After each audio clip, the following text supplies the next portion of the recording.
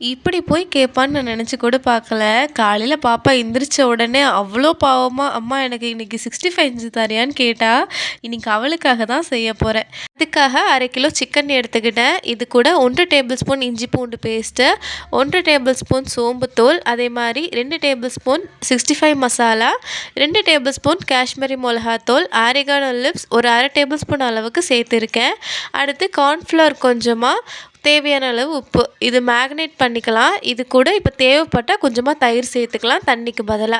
நல்லா மசாலா பெரட்டி வச்சுட்டேன். ஃபைனலா இது கூட கொஞ்சமா கருவேப்பிலை மட்டும் மேலே அப்படியே தூவி மூடி வச்சுக்க போறேன். ஒரு 1/2 அன் ஹவர் கழிச்சு ஃப்ரை பண்ணிடலாம்.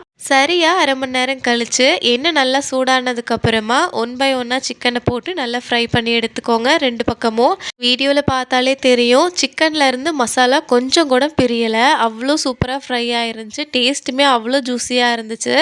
உங்கள் வீட்டு குழந்தைங்களுக்கும் இந்த மாதிரி கலர் எதுவும் சேர்க்காம 65 செஞ்சு கொடுங்க. விரும்பி சாப்பிடுவாங்க.